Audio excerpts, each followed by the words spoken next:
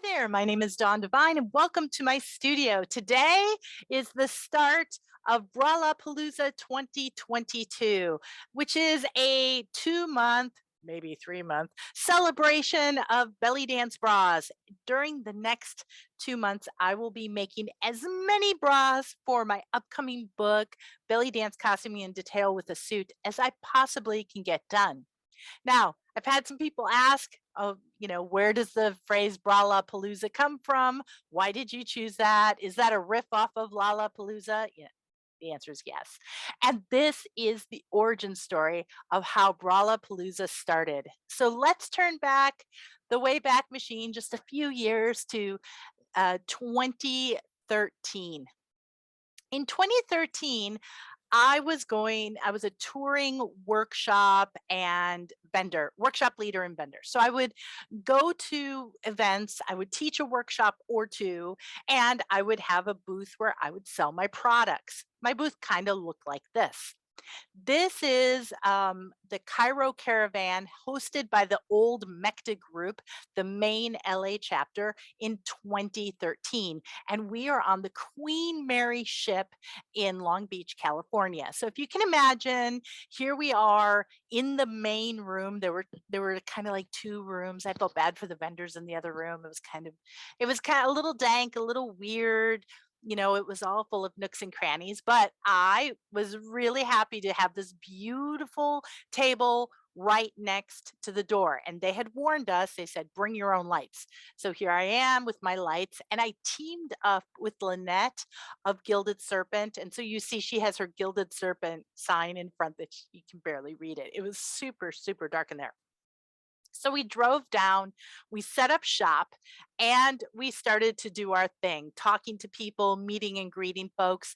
If you can look here on the left, this was a book that she put together. I helped her in my other business that I run. I do consulting for indie publishers, helping people take their book idea. I call it digital Sherpa, blah, blah, blah. Another thing for another time. But, anyways, I was there partially as digital Sherpa.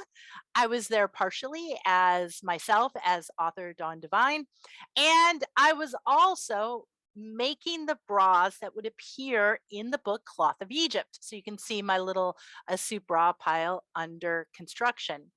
Well, one of those bras I actually brought with me with the notion that I would have a fitting and I would complete the bra while I was sitting there at my table. I had 2 days, and my client was none other than the super glamorous Princess Farhana. Princess Farhana and I had decided that we were going to do a two-toned bra with two shades of blue. So this is a suit from a turquoise, the lighter shade, and a royal blue. And this was a little bit stiffer than the suit you can get today. Today's suit is quite soft, but it's not as stiff as that 1990s suit that felt like, I don't know, like Brillo pad. Let's get real. It felt like Brillo pad, very waxy. So this particular bra had a lot of body because it was still quite waxy with the surface treatment. And so I was embellishing it and working on it while we were sitting there, Lynette and I, chatting up people.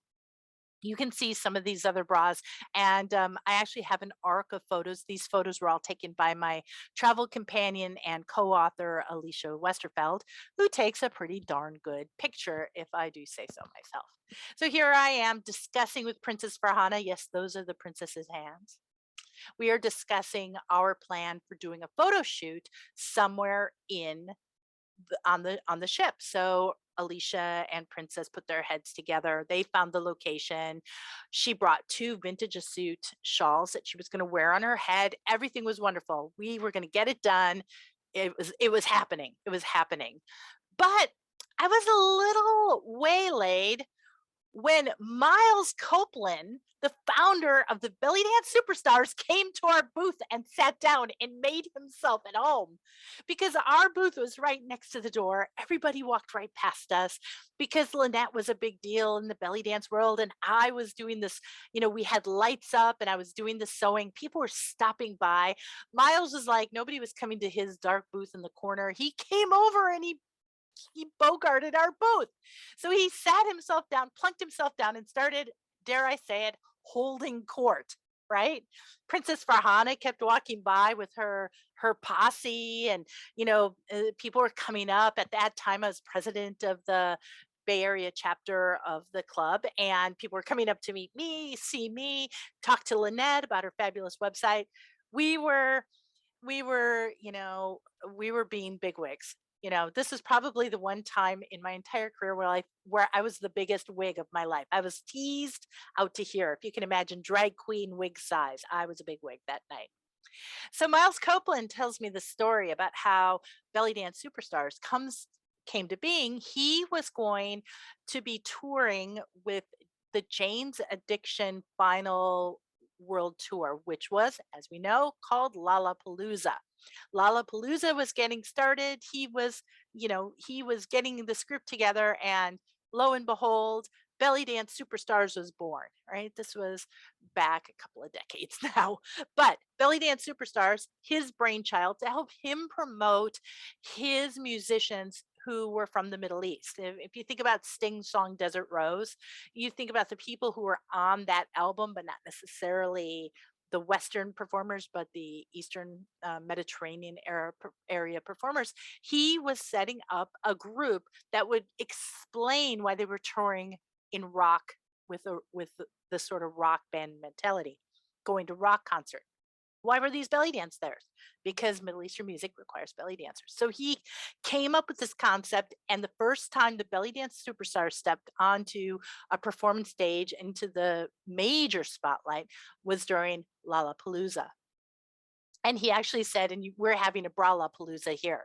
And I was like, Bra-LaPalooza, that's so funny. So my festival of bras was named by Miles Copeland, Bra-LaPalooza, because we were sitting here, I was making bras, and we were having this conclave of powerhouse big wigs at the Cairo Caravan on the Queen Mary in 2013.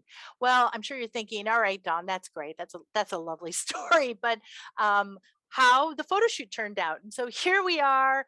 We're in the bar of the Queen Mary, and Princess Farhana is posing. We have a room full of people who are watching this belly dance photo shoot happening. There were people at the bar having drinks.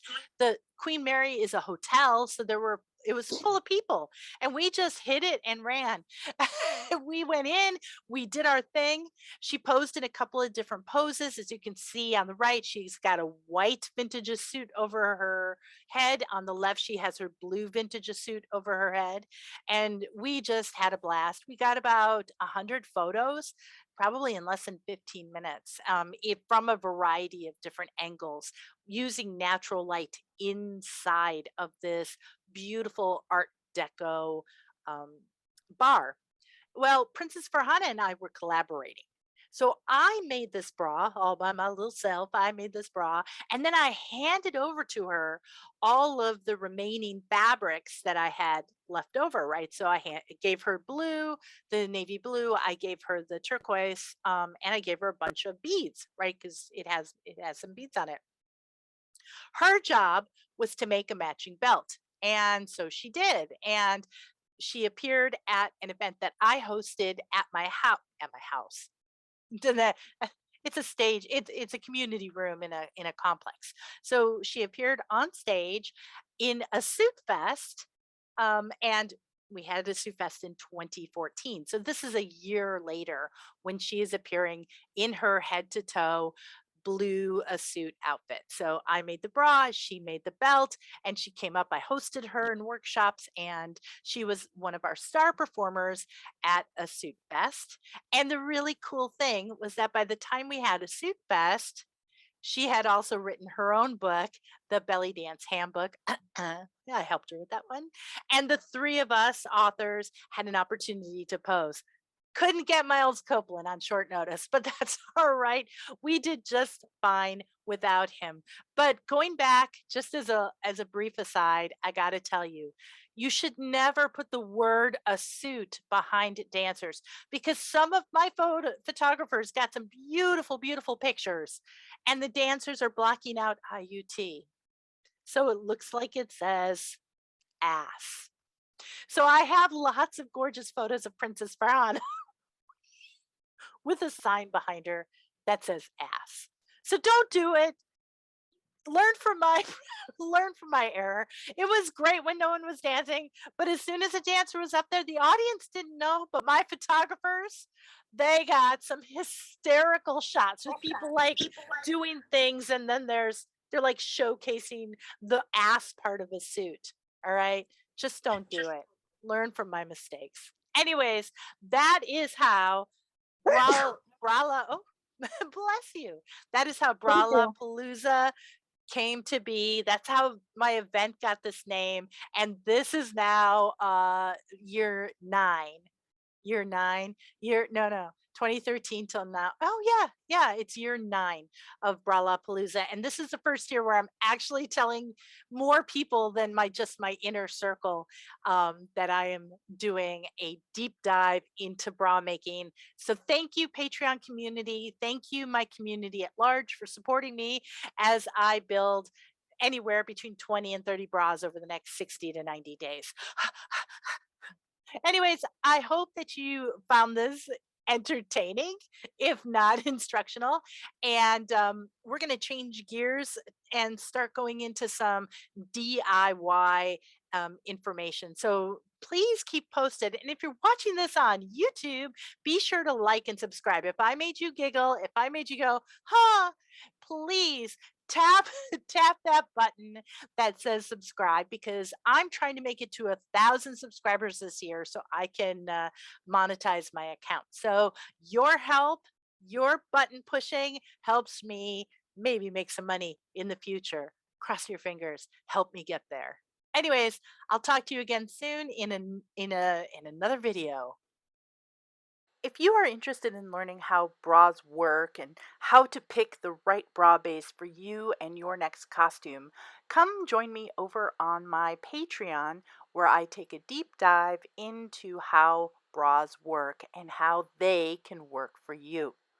Just look in the information box below for additional information and a link, and maybe I'll see you there. Thanks for your support in my ongoing adventure in dance and costuming.